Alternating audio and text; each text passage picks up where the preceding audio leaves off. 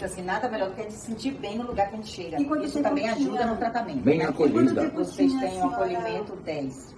Quanto tempo tinha a senhora tentando cicatrizar a lesão? 1 ano, Um ano. e 4 meses. 1 ano e 4 meses nessa luta. nessa E luta. aqui, com 9 sessões, ela, graças a Deus, está bem. Hoje tem 4 dias que eu estou sem curativo. Hoje, 4 dias sem curativo. Eu tava- Que maravilha, dona Lola, maravilha.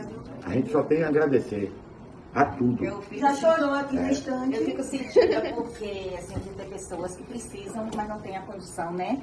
Que mesmo a gente faz sacrifício e estamos aqui fazendo o tratamento.